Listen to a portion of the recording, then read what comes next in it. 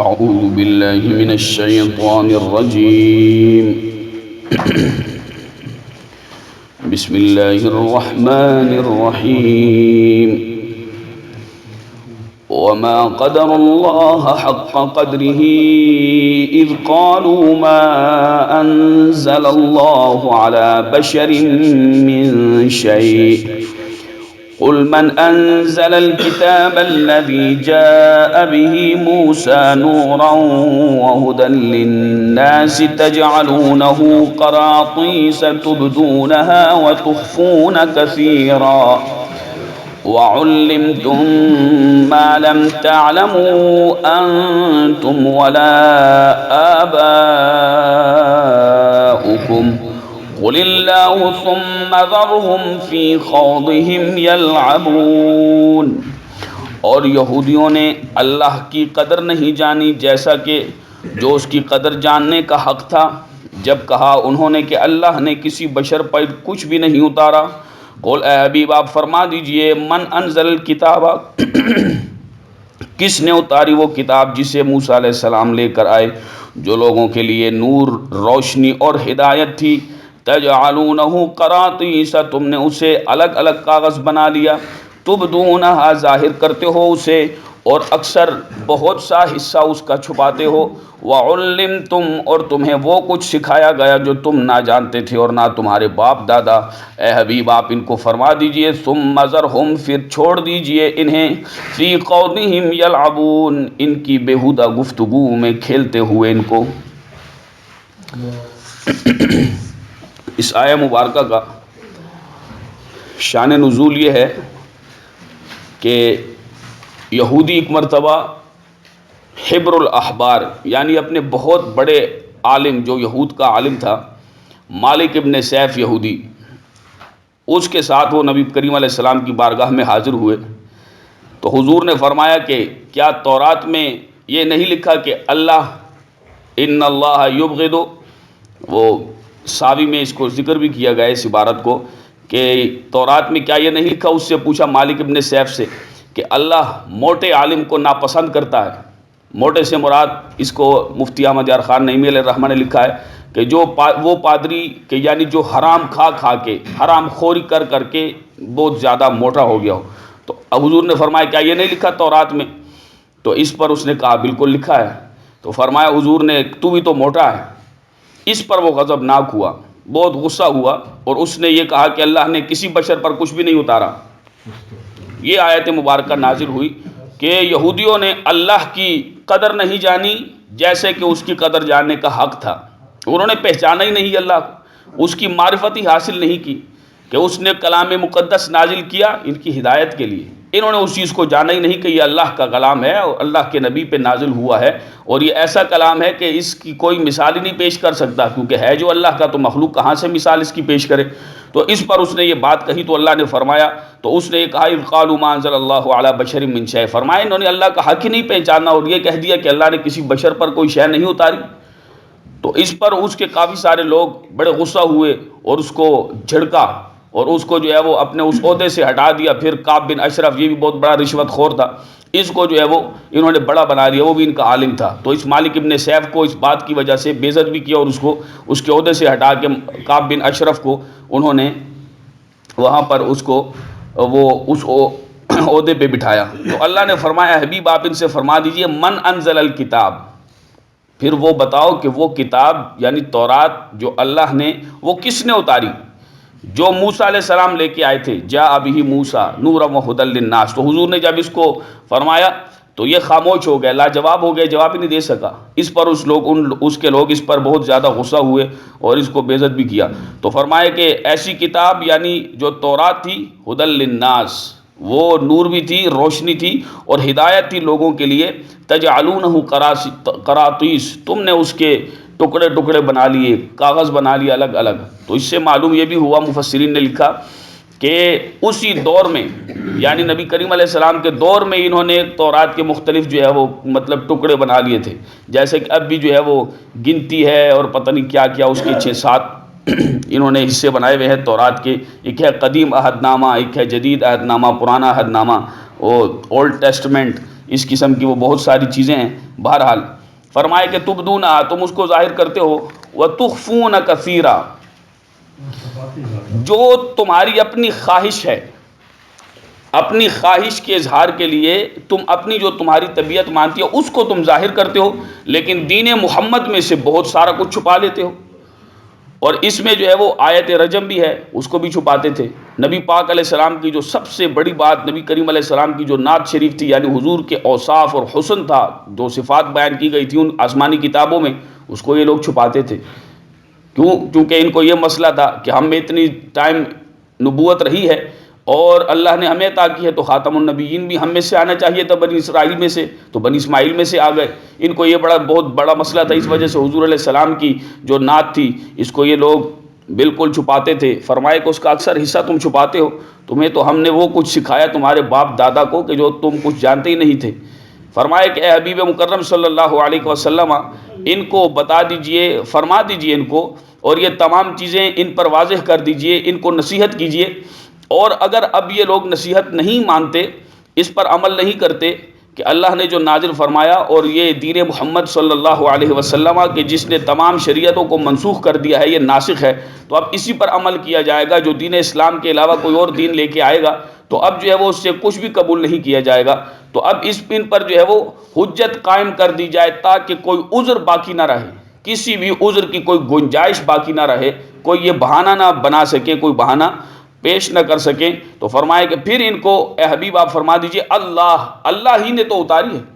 وہ تورات بھی اللہ نے اتاری تھی، اس کا کلام تھا، اور یہ قرآن مقدس بھی اللہ ہی نے اتارا ہے. قل، اے محبوب فرما دیجئے، اللہ ہی نے اس کتاب کو اتارا ہے جیسے اس کو اتارا تھا.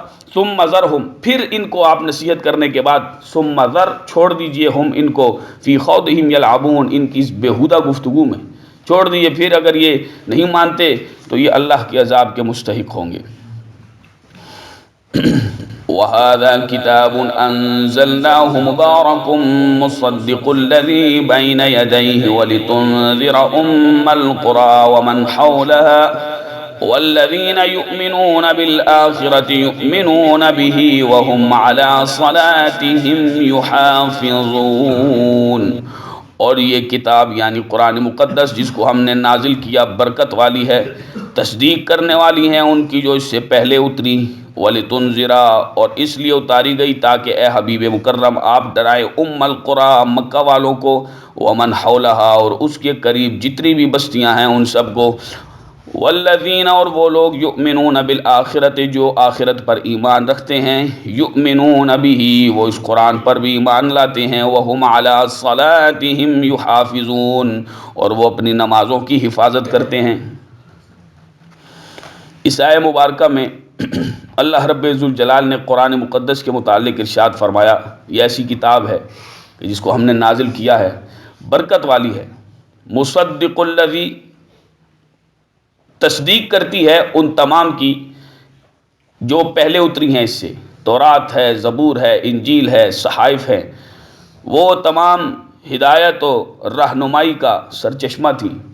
اور یہ کتاب مقدس قرآن مجید ان تمام نازل کردہ آسمانی کتابوں کی تصدیق کرنے والی ہے، اور اس لیے اسے اتارا گیا ہے کہ وَلِتُنذِرَ، اے حبیب آپ ان سے ڈرائیں، ان کو ڈرائیں، ام القریٰ، اس قرآن کے ذریعے سے کس کو؟ مکہ والوں کو، ومن حولہا، اور مکہ کے قریب جتنی بھی، مکہ کے ارد گرد جتنی بھی بستیاں ہیں. اس پر بعض نادان اور سادے لوگوں نے یہ کہا کہ یہ دین یا حضور علیہ السلام کی تعلیم یہ صرف مکہ شریف تک محدود ہے. تو ہم اس کا یہ جواب دیتے ہیں کہ ام القریٰ کا معنی ہے، ام القریٰ کا یعنی قریٰ کہتے ہیں، قریہ کہتے ہیں بستی کو، اور کہتے ہیں ماں کو. ہر چیز کی اصل جو ہے اس کو تقریباً کہا جاتا ہے. تو ام القریٰ، بستیوں کی ماں. تو یہ کعبہ شریف جو ہے یہ پوری کائنات کا وسط ہے، درمیان ہے. تو ان کے رہنے والوں کو ڈرائیے، اور اس کے جو آس پاس ہے، تو آس پاس سے مراد تمام جہان مراد ہے. صرف وہ خاص بستیاں نہیں، بلکہ چونکہ یہ بالکل درمیان ہے تو درمیان کے آس پاس جتنا بھی لگتا ہے اس سے مراد وہ سارا جہان لیا گیا ہے کہ ان تمام کو جو ہے وہ ڈرائے۔ تو حضور علیہ السلام کی بعثت وہ تمام لوگوں کے لیے، تمام اقوام کے لیے ہوئی، نہ کہ کسی خاص بستی کے لیے یا کسی خاص قوم کے لیے نہیں ہوئی، بلکہ تمام جہان والوں کے لیے اور قیامت تک آنے والی تمام انسانیت کے لیے یہ اسلام مکمل ضابطۂ حیات ہے۔ اور حضور علیہ السلام کی بعثت ان تمام کے لیے ہوئی، جیسے کہ حضور نے فرمایا کہ ارسلت الی الخلق الکافہ، کہ میں تمام کی تمام مخلوق کے لیے رسول بنا کے بھیجا گیا ہوں۔ تو یہ اس سے مراد پورا جہان ہے۔ والذین یؤمنون بالآخرۃ، اور وہ لوگ کہ جو ایمان لائے، ایمان رکھتے ہیں آخرت پر، یؤمنون بہ، وہ ایمان رکھتے ہیں کس پر؟ اس قرآن پر بھی، وہ قرآن مقدس پر ایمان رکھتے ہیں۔ یعنی جیسے قیامت کے جتنے بھی عذابات وہ رونما ہوں گے اور طرح طرح کے قسم جو اللہ نے ذکر فرمائے ہیں وہ تمام عذابات ہیں، اور جو کفر کرے گا، جو برے کام کرے گا تو وہ ان عذابات کا اور اللہ کی اس لعنت کا مستحق ضرور ٹھہرے گا، کہ اللہ کی رحمت سے دور ہوگا، کہ جب اس نے اللہ کی نہیں مانی تو پھر اس کو یہ سزا ضرور ملے گی۔ جو فرمایا ان تمام چیزوں پر ایمان رکھتے ہیں، تو یؤمنون بہ، اس قرآن پر بھی ایمان رکھتے ہیں جس نے ان تمام چیزوں کے متعلق بیان فرمایا ہے، ارشاد فرمایا ہے وَهُمْ عَلَىٰ صَلَاتِهِمْ يُحَافِظُونَ، اور وہ جو اہل ایمان ہیں آخرت پر اور قرآن پر ایمان رکھنے والے، وہ اپنی نمازوں کی حفاظت کرتے ہیں۔ ایمان کے بعد سب سے بڑا درجہ نماز کا ہے، یہ عبادت ہے اللہ کی، اور اس پہ بہت زیادہ جو ہے وہ قرآن مقدس میں بھی حکم دیا گیا، بار بار حکم دیا گیا، اور احادیث رسول اکرم صلی اللہ علیہ وسلم میں بھی حضور علیہ السلام نے اس کے تمام فضائل بھی بیان فرمائے، اور اس کے نہ پڑھنے والوں کے لیے بھی وعیدات ہیں، اور سستی کرنے والوں کے لیے تو بہت تباہی ہے۔ تو فرمایا کہ یہ جو اہل ایمان ہیں ان کی صفت اللہ نے بیان کی ہے کہ وہ بیکار کے کام نہیں کرتے، وہ نمازوں میں سستی نہیں کرتے، کیونکہ ہلاکت ہے نمازوں میں سستی کرنے والوں کے لیے۔ فوائل للمصلین، ہلاکت ہے ان نمازیوں کے لیے، الذین هم عن صلاتهم ساہون، جو اپنی نمازوں میں سستیاں کرتے ہیں، اور جو پڑھتے نہیں ان بیچاروں کا کیا حال ہوگا۔ تو اللہ ہم جتنے بھی نمازی ہیں، اللہ ہم سب کو جو ہے وہ یہ اللہ اس کو قبول فرمائے، اسی کی رحمت پہ امید ہے، ورنہ ہماری نہ تو کوئی اوقات ہے اور نہ ہم میں کمال ہے، یہ اسی کی توفیق سے ہوتا ہے سب کچھ۔ تو اللہ نے توفیق عطا فرمائی ہے، اللہ اسی پر ہمیں موت نصیب فرمائے، ثابت قدم رکھے۔ اور بے نمازیوں کو، جتنے بھی لوگ نماز نہیں پڑھتے، یہ انتہائی بڑی نحوست ہے۔ سننے میں آیا ہے، میں نے ابھی تک پڑھا نہیں، کہ بے نمازی سے خنزیر بھی پناہ مانگتا ہے، نجس العین ہے، خنزیر بھی پناہ مانگتا ہے۔ تو لوگ ہمارے باہر بیٹھے ہوتے ہیں، چوکوں میں کھڑے رہتے ہیں، وہاں سے جہاں سے ماؤں بہنوں کا گزر بھی ہوتا ہے، وہ موبائلیں لے کے کھڑے ہوتے ہیں، بالکل جو ہے، اور یہ مناسب نہیں ہے کسی مرد کے لیے۔ ہم یہ نہیں کہتے کہ وہ ایسے کاموں کے لیے کھڑے ہوتے ہیں یا کچھ، لیکن یہ مناسب نہیں ہے، یہ مرد کی شان نہیں ہے کہ وہ چوک میں کھڑا رہے یا کسی ایسے گلی کے کونے پر نکر پہ کھڑا رہے، یہ اچھی بات نہیں ہے۔ تو اسی طرح سے زیادہ فرمایا گیا، اچھا وقت جو ہے وہ زیادہ سے زیادہ اپنے گھر میں گزارو، یعنی جو رزق حلال ہے وہ تو کرنا ہے سب نے، لیکن اس کے علاوہ بھی زیادہ سے زیادہ وقت وہ اپنے گھر میں جو ہے وہ گزارو، اللہ کے ذکر میں، اپنے گھر والوں کے ساتھ۔ یہ باہر پھرنا، بیٹھے رہنا، گپے ہانکنا، اور نہ کوئی مقصد کی بات کرنا، اور دلوں کا ویسے ہی جو ہے وہ سیاہ اور مردہ ہو جانا، یہ آدمی اس چیز کو محسوس کرے۔ جو آدمی نماز پڑھتا ہے وہ جب ان دیگر لوگوں کو دیکھتا ہے، اللہ سب کو ہدایت نصیب فرمائے، تو پھر اس کو فرق محسوس ہوتا ہے کہ یار یہ کیسے بیٹھا ہوا ہے، نہ یہ نماز پڑھتا ہے نہ کچھ، اور آدمی کو پر وہ گناہ کی جو نحوست ہے۔ اور پیچھے بھی ہم نے ذکر کیا، او جی تم نماز پڑھتے ہو تو اللہ بخشے گا، نہیں پڑھی تو کیا ہوا، یہ نہیں کیا تو کیا ہوا، یہ نہیں کیا تو کیا ہوا۔ یہ گناہوں کی نحوست یہ کفر تک لے کے جاتی ہے آدمی کو۔ پچھلے دنوں وہ جو کفر چور والی ہم نے جو بات عرض کی تھی، امام ابو اسحاق فزاری رحمۃ اللہ تعالی علیہ والی، تو یہ آدمی کو جتنے بھی ہیں جوانوں کو، وہ نماز کے ٹائم میں مسلمان ہیں، ہم نماز کے ٹائم میں مزدور کام کر رہا ہے، ایک مزدور اگر دو مزدور ہیں وہ نماز پڑھتے ہیں، تو دیگر جو ہے وہ اسی طرح ٹھکا ٹھک، جی کیا ہے، مسلمانوں کا یہ محلہ ہے، مسلمانوں کا شہر ہے، اور اس میں جو ہے مسجد ہے مسلمانوں کی، اور ساتھ میں مسلمان کو معلوم ہی نہیں کہ فرض جماعت ہو رہی ہے۔ اگر اس نے نماز کہیں جا کے پڑھ لی ہے تو کم از کم اسے معلوم ہونا چاہیے کہ اس مسجد میں نماز کس ٹائم ہوتی ہے، تو اسے اس ٹائم یہ ٹھکا ٹھک بند کرنی چاہیے، تھوڑی دیر کے لیے کچھ نہیں ہوتا۔ کھانے کے لیے فکس ٹائم پہ ہم جو ہے وہ پورے جاتے ہیں، لیکن نماز کے لیے ہمیں معلوم ہی نہیں کہ ہم نے نماز پڑھنی ہے، یہ بھی ہم پہ فرض ہے یا نہیں۔ وہی نحوست ہے، بیچارہ کماتا بھی ہے پھر بھی روتا ہی رہتا ہے۔ جب اللہ کی نہیں مانو گے تو پھر کیا ہے، رزق تو اس نے تمہیں دینا ہے، اور اس کے بعد جو ہے وہ اس کی اطاعت سے، اس کا حکم ماننے سے ہی ملے گا۔ یہ جو ہے وہ یہ صرف بیکار کی باتیں ہیں، اپنے نفس کو اور اپنے آپ کو یہ جھوٹی تسلیاں دینا ہے۔ اللہ بخشے گا، لگ پتہ جائے گا تمہیں، اور پتہ لگ بھی رہا ہے ایسے لوگوں کو۔ اور جو آدمی خدا کی قسم اگر وہ غریب ہے یا اس کا جو بھی سلسلہ ہے، اگر وہ اللہ کا اور رسول علیہ السلام کا حکم مانتا ہے، خدا کی قسم اس کا دل مطمئن رہتا ہے، سکون سے رہتا ہے۔ کیوں؟ یہ اس چیز کی برکت ہے کہ اللہ کا حکم مان رہا ہے۔ ورنہ ہر آدمی امتحان میں ہے، کوئی نہ کوئی خفیہ تدبیر جو ہے وہ ہو کر رہے گی، تو ہر آدمی امتحان میں ہے۔ تو اس چیز میں بہت زیادہ احتیاط اور غور کرنا چاہیے۔ بہرحال اللہ ہدایت نصیب فرمائے۔ وہ فرمائے کہ اہل ایمان کی یہ شان ہے کہ وہ اپنی نمازوں کی حفاظت کرتے ہیں، بڑے ادب احترام کے ساتھ اور زبردست طریقے سے وہ اپنے خالق کی عبادت کرتے ہیں۔ وہ اس سے محبت کرتے ہوئے اپنی نمازوں کی بہت زبردست طریقے سے حفاظت کرتے ہیں۔ اللہ سب جوانوں کو بھی اس کا جو ہے وہ ہدایت نصیب فرمائے تاکہ وہ اپنی نمازوں کی حفاظت کریں۔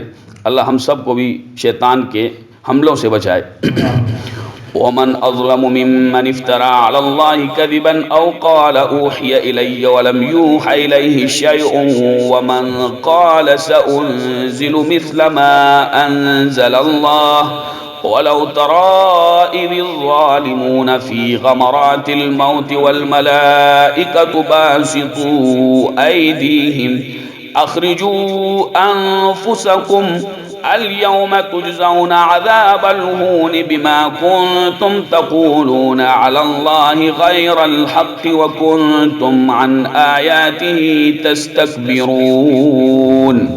اور اس سے بڑا ظالم کون ہے جس نے اللہ پر جھوٹا افطرا باندھا، جھوٹا بہتان باندھا، او قالا، یا جس نے کہا اوحی الی، وحی کی گئی میری طرف، ولم یوحی الیہ شیء، حالانکہ اس کی طرف کوئی وحی نہ کی گئی ہو، ومن قالا، اور جو یہ کہے سانزل، ان قریب میں ویسا ہی نازل کروں گا جیسا اللہ نے اتارا، اس سے بڑا ظالم کون ہے۔ ولو ترا، اور اگر تم دیکھو، اذ الظالمون، کافروں کو، ظالموں کو، فی غمرات الموت، موت کی سختیوں میں، والملائکۃ باسطوا ایدیہم، اور فرشتے ان کی طرف ہاتھ پھیلائے، اپنے ہاتھ پھیلائے ہوئے ہوں ان کی طرف، اور یوں کہتے ہوں اخرجوا انفسکم، نکالو اپنی جانوں کو، الیوم تجزون، آج کے دن تمہیں بدلہ دیا جائے گا، جزا دی جائے گی، عذاب الہون، ذلت والے عذاب کی، بما کنتم، اس سبب سے، تقولون، جو تم اللہ پر ناحق بات کہتے تھے، وکنتم عن آیاتہ تستکبرون،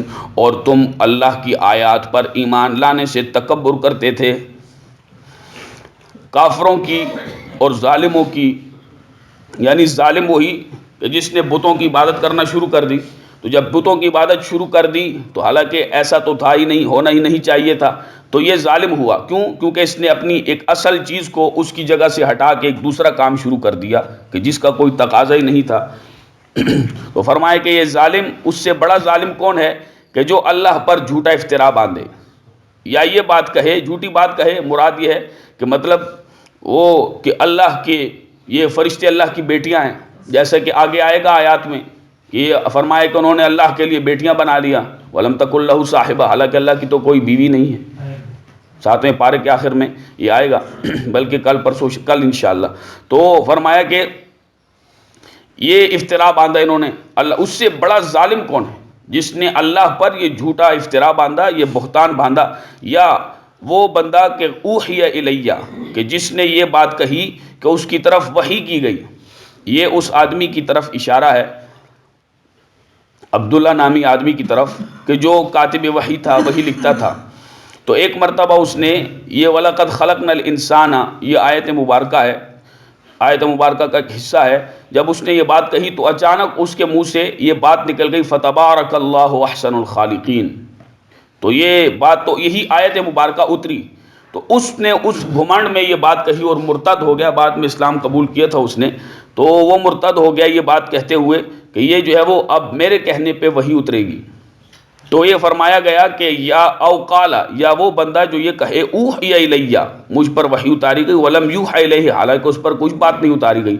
بس بات یہ ہے کہ وہ کلام کا اور وہ وحی کے نور کا وہ زور تھا، وہ رحمت تھی، کہ جس وجہ سے اس کے کلام میں اتنی طاقت آئی کہ اس نے یہ بات کہہ دی۔ کہ فتبارک اللہ، حالانکہ ایسا نہیں تھا کہ اس کے کہنے پر یا اس کے بولنے کی وجہ سے اللہ نے اس آیت مبارکہ کا وہ حصہ نازل کیا ہو. جیسا کہ اکثر ہوتا ہے کہ کوئی شاعر مضمون سناتا ہے، کوئی ایسی بات کہتا ہے، تو وہ جو لوگ کے شاعر نہیں ہیں، جو شاعر کو سن رہے ہیں، وہ بعض اوقات اس مضمون کی قوت اور اس مضمون کے اتنے مضبوط ہونے کی وجہ سے ایک ایسا مصرع قافیہ والا کہہ دیتے ہیں کہ حالانکہ وہ اس کے کہنے پر قادر نہیں ہوتے، لیکن اصل چیز تو اس مضمون کی قوت اور طاقت اور مضبوطی ہوتی ہے، جس کی وجہ سے اس کے منہ سے یہ بات نکل آتی ہے. وہ کہہ دیتا ہے حالانکہ اس کے بعد وہ ایسا شعر کہنے پہ یا ایسا مصرع کہنے پہ قادر ہی نہیں ہوتے. جیسا کہ یہ آدمی تھا کہ جب بارگاہ سے ہٹا تو پھر اس کے بعد یہ اس قسم کی بات جو ہے وہ کہہ ہی نہیں سکا. تو یہ تو اللہ کا کلام ہے، اس کی مثل تو کوئی نہیں پیش کر سکتا. تو فرمایا کہ اس نے یہ اس قسم کا دعویٰ کیا اور مرتد ہوا. فرمایا کہ اس سے بڑا ظالم کون ہے کہ اوحی الیہ، کہ جس جو کہے کہ میری طرف وحی کی جاتی ہے، ولم یوحی الیہ شیء، حالانکہ اس کی طرف کچھ بھی وحی نہ کیا گیا ہو. ومن قال سانزل مثلا، اور جس نے یہ کہا وہ بھی سب سے بڑا ظالم ہے کہ میں ویسا ہی نازل کروں گا، حالانکہ نازل تو اللہ کرتا ہے. اللہ فرماتا ہے ما انزل اللہ، جو اللہ نے نازل کیا. تو یہ بھی سب سے بڑا ظالم ہے. وَلَوْ تَرَىٰ إِذِ الظَّالِمُونَ فِي غَمَرَاتِ الْمَوْتِ، جب آپ ان ظالموں کو دیکھیں موت کی سختیوں میں تو پھر آپ ان کا اندازہ لگائیں کہ پھر فرشتے ان کو باسطوا ایدیہم، اپنے ہاتھ پھیلائے ہوئے یہ کہتے ہیں اخرجوا انفسکم، نکالو اپنی جانوں کو. ظالموں نکالو اپنی جانوں کو. آج کے دن یہ ذلت والا عذاب، یہ تمہیں جزا ملے گی اس چیز کی کہ جو تم اللہ پر نہ حق کہتے تھے، اللہ کے لیے بیٹیاں تسلیم کرتے تھے. یہ کہتے کہ یہ فرشتے اللہ کی بیٹیاں ہیں. فرمایا کہ اے مشرکین عرب، تم اپنے لیے تو بچے پسند کرتے ہو، بیٹے پسند کرتے ہو، بچیوں کو تم زندہ درگور کرتے ہو، اور اللہ کے لیے تم بیٹیاں بنا رہے ہو. اللہ کے لیے تم بیٹیاں، یہ اتنا بڑا ظلم تم کر رہے ہو. حالانکہ اللہ تو وحدہ لا شریک ہے، لم یلد ولم یولد، وہ نہ کسی سے پیدا ہوا اور نہ اس سے کوئی پیدا ہوا. وہ واحد و یکتا ہے، واحد حقیقی ہے. یہ کس قسم کے تم افتراء اور بہتان باندھتے ہو اللہ پر، اور نہ حق اور جھوٹی بات کہتے ہو تم اللہ پر. فرمایا کہ بما کنتم تقولون علی اللہ غیر الحق، جو تم اللہ پر ناحق بات کہتے ہو، وکنتم عن آیاتہ تستکبرون، اس ناحق بات کہنے کی وجہ سے اور اللہ کی آیات پر جو ایمان تم نہ لائے، مذاق اور ٹھٹھے کیے، ہنسی کی تم نے اور تکبر کیا، اس تکبر کی وجہ سے آج یہ ذلت والا عذاب تمہیں اس کے بدلے میں ملے گا. یہ تمہارا مقدر ہے. وَلَقَدْ جِئْتُمُونَا فُرَادَىٰ كَمَا خَلَقْنَاكُمْ أَوَّلَ مَرَّةٍ وَتَرَكْتُم مَّا خَوَّلْنَاكُمْ وَرَاءَ ظُهُورِكُمْ وَمَا نَرَىٰ مَعَكُمْ شُفَعَاءَكُمُ الَّذِينَ زَعَمْتُمْ أَنَّهُمْ فِيكُمْ شُرَكَاءُ لَقَدْ تَقَطَّعَ بَيْنَكُمْ وَضَلَّ عَنكُمْ مَا كُنتُمْ تَزْعُمُونَ. اور بے شک جئتمونا، تم آئے ہمارے پاس، فرادن اکیلے، کما خلقناکم اول مرہ، جیسا کہ ہم نے تمہیں پہلی مرتبہ تنہا پیدا کیا. وترکتم ما خولناکم وراء ظہورکم، اور جو کچھ ہم نے مال و متاع تمہیں دیا تھا وہ تم سب اپنے پیچھے چھوڑ آئے. وما نرى معکم، اور ہم تمہیں تمہارے ساتھ ان تمہارے سفارشیوں کو بھی نہیں دیکھیں گے جن کے بارے میں تم نے معبود ہونے کا دعویٰ کیا کہ انہم فیکم شرکا، کہ وہ جتنے بھی بت ہیں وہ تمہارے شرکا، سفارشی جن کی تم عبادت کرتے تھے، وہ تمہارے کام میں ہمارے شریک ہیں. لقد تقطع بینکم، بے شک تمہاری باہمی وہ تعلق ٹوٹ گیا. وضل عنکم، اور گم گئے تم سے وہ معبود دنیا میں، ما کنتم تزعمون، جن کے تم معبود ہونے کا دعویٰ کرتے تھے. یہ کفار سے فرمایا جائے گا کہ آج تم ہمارے پاس آئے ہو اکیلے ہو کر، ایسے ہی اکیلے ہو کر جیسا ہم نے تمہیں پیدا کیا تھا. دنیا میں تم گئے، جاہ، مال، بیوی، بچے اور یہ تمام سہولیات، مال و متاع تمہارے پاس تھا، لیکن جب تم پیدا ہوئے تمہارے پاس کچھ بھی نہیں تھا. ویسے ہی جیسے پیدا ہوئے آج پھر تم ہمارے پاس آئے ہو اور تمہارے پاس کچھ نہیں ہے. ما ترکتم وترکتم ما خولناکم، تم وہ سب کچھ چھوڑ آئے، خولنا، جو ہم نے تمہیں دیا تھا، جو مال و متاع دیا تھا، وراء ظہورکم، اپنی پشتوں کے پیچھے، اپنی پیٹھوں پیچھے، یعنی اپنے پیچھے چھوڑ آئے ہو. وہ دنیا میں ہی رہ گئے، آج پھر تم ایسے ہی آ گئے ہو جیسے کہ ہم نے تمہیں پیدا کیا تھا. وما نرى معکم، اور ہم تمہیں اور تمہارے ان سفارشیوں کو نہیں دیکھیں گے.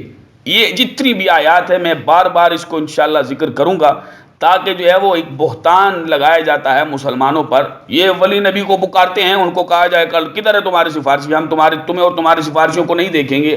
العیاذ باللہ. استغفر اللہ ربی من کل ذنب واتوب الیہ. اس سے مراد وہ بت ہیں جن کی وہ عبادت کرتے تھے. نبی ولی مراد نہیں ہے. کسی مفسر کو بھی اٹھا کے دیکھ لیں پوری تاریخ تفسیر میں، ایسے میں کہوں کہ پوری جتنی بھی تاریخ ہے مفسرین کی، جتنی بھی تفاسیر ہیں ان میں اٹھا کے دیکھ لیں، ان سب سے مراد وہ بت ہیں جن کو وہ معبود سمجھتے تھے. وہ معبود جانتے تھے کہ یہ چھوٹے چھوٹے خدا ہیں. ما نعبدہم الا لیقربونا الی اللہ زلفیٰ. یہ سورہ زمر میں آئے گی انشاءاللہ، وہاں بھی ہم یہی کلام کریں گے 24ویں پارے میں. تو اس میں بھی وہ کہتے ہیں کہ جی ہم ان کی عبادت نہیں کرتے، لیکن صرف اس لیے کرتے ہیں لیقربونا الی اللہ زلفیٰ، تاکہ یہ بت ہمیں اللہ کے قریب کر دیں. اس لیے ہم ان چھوٹے چھوٹے بتوں کی مانتے تو ہیں کہ وہ اللہ وحدہ لا شریک ہے، وہ بڑا ہے، وہ سب کچھ وہی کرتا ہے، لیکن ہم ان چھوٹے چھوٹے خداؤں کی جن کو ہم تراش خراش کے یہ مٹی سے پتھر سے ان کو بت بناتے ہیں، ان پتھروں کو، اور ان کے آگے ہم عبادتیں کرتے ہیں، یہ ہمیں اللہ کے قریب کر دیں گے. تو دیکھو یہ بھی جتنے مسلمان ہیں یہ کہتے ہیں کہ ہم وسیلہ جو مانگتے ہیں اور یہ نبیوں ولیوں کی بات کرتے ہیں، یہ سب یہی کہتے ہیں کہ ہم وسیلہ. ہم نے کہا مسلمانوں کو دھوکہ مت دو، یہ قرآن کی آیات کی غلط تشریحات تعبیرات نہ کرو، یہ انتہائی ظلم ہے. اور یہ یہودیوں کا کام ہے کہ قرآن کے اصل معنی کو بدل کر وہ جو آیات بتوں کے متعلق اور مشرکین کی مذمت میں نازل ہوئی وہ مومنین پر تم چسپاں کرتے ہو. یہ انتہائی ظلم ہے. وہ کہتے ہیں ما نعبدہم، وہ عبادت کرتے تھے ان کی، کہ ہم اس لیے عبادت کرتے ہیں کہ یہ چھوٹے چھوٹے بت ہمیں اللہ کی بارگاہ تک لے جائیں. عبادت تو اس کی بھی ہے، لیکن یہ ہم کہتے ہیں ہم انبیاء و اولیاء کو اللہ کی مخلوق مانتے ہیں اور ان کی عبادت کو حرام اور شرک کہتے ہیں. اور کوئی مسلمان روئے زمین پر آپ کو نہیں ملے گا جو کسی نبی ولی کی نعوذ باللہ من ذالک کی عبادت کرتا ہو، کوئی بھی ایسا نہیں. بلکہ وہ کہتے ہیں انہوں نے اللہ اور اس کے رسول کی بات کی ہے. ان اولیاء کاملین نے اللہ اور اس کے رسول کی بات کی ہے، اسی لیے، ورنہ بڑے بڑے ذہین فتین سمجھدار اور لائق ترین لوگ ملے ہیں، ان کو کوئی جانتا ہی نہیں. جانتا ان کو ہے حضرت داتا علی اجمیری اور جناب امام غوث پاک سرکار رضی اللہ تعالیٰ عنہ کو، حضرت نظام الدین اولیاء کو، حضرت شاہ سلیمان تونسوی پیر پٹھان علیہ الرحمہ کو، ان تمام بزرگان دین کو. کیوں؟ انہوں نے اللہ کے قرآن کی اور نبی کے فرمان کی بات کی ہے، اس لیے یہ معتبر ہے. کسی عالم کو، کسی مسلمان کو، کسی مفتی کو، کسی شیخ کو، کسی کو اسی لیے عزت دی جاتی ہے کہ وہ اللہ اور اس کے رسول کی بات کرتا ہے، ورنہ لوگ پوچھتے بھی نہیں ہیں کسی کو، اسی لیے عزت دی جاتی ہے. تو یہی وجہ ہے کہ انہوں نے اس انداز سے، اتنی محنت سے، اللہ نے ان پہ اتنا کرم کیا اور انہوں نے اتنی محنت سے دین اسلام کے فروغ کے لیے اپنی جانوں کو پیش کیا ہے. تو اسی لیے ہم یہ بات کہتے ہیں کہ یہ اللہ کے برگزیدہ ہیں، نیک بندے ہیں. اے اللہ تو نے ان پہ کرم کیا، انہوں نے ہمیشہ پوری عمر تکالیف کاٹ کے تیرے اور تیرے حبیب کے دین کو جو ہے وہ اس کی اشاعت کی ہے، لہٰذا ان کے صدقے ان کا وسیلہ پیش کرتے ہیں، ہمیں جو ہے وہ بخش دے. تو یہ ہم ان کی عبادت نہیں کرتے، یہ انتہائی ظلم ہے. تو فرمایا جائے گا کہ تمہارے وہ بت کہاں ہے جن کو تم سفارشی ٹھہراتے تھے؟ ہم اس دن ما نرا معکم، تمہیں اور تمہارے بتوں کو، ان سفارشیوں کو نہیں دیکھیں گے. کون سے بت، کون سے سفارشی؟ الذین زعمتم انہم فیکم شرکاء، کہ جن کے متعلق یہ دعویٰ کرتے تھے کہ وہ تمہارے کام میں شرکاء ہیں، ہمارے شریک ہیں، یعنی اللہ کے ساتھ تم شریک ٹھہراتے تھے. کسی نبی ولی کو کوئی مسلمان شریک نہیں ٹھہراتا. العیاذ باللہ. یہ بری بات ہے انتہائی مسلمانوں کے متعلق، اور انتہائی افتراق و انتشار پیدا کرنا ہے جس کی بالکل بھی شریعت اس کی اجازت نہیں دیتی، اور نہ ہی جو ہے وہ اخلاقی اعتبار سے یہ درست ہے. لقد تقطع بینکم، تمہارا آپس کا، یعنی تمہارے جو ان بتوں کے ساتھ تمہارا جو دعویٰ تھا، وہ تمہارا باہمی جو تعلق تھا وہ ٹوٹ گیا. لقد تقطع بینکم وضل عنکم. اب جو ہے وہ اللہ ہی کی بادشاہی ہے، بادشاہی تو ویسے بھی اللہ ہی کی ہے، لیکن اب جو ہے تم ہمارے سامنے کھڑے ہو، قیامت کا حال بیان ہو رہا ہے. وضل عنکم، دنیا میں وہ تم سے گم گئے سارے بت اور وہ تمہارے سفارشی جن کو تم پوچھتے تھے. ما کنتم تزعمون، اور تم ان کے متعلق یہ گمان کرتے تھے کہ وہ معبود ہیں. اللہ رب ذوالجلال ہم سب کو قرآن کی صحیح فہم نصیب فرمائے، اور اللہ رب ذوالجلال ہم سب کو قرآن کا فہم، اور اللہ رب ذوالجلال اس کے ساتھ ہمارا رشتہ مضبوط سے مضبوط تر فرمائے. وما علیہ الا البلاغ المبین.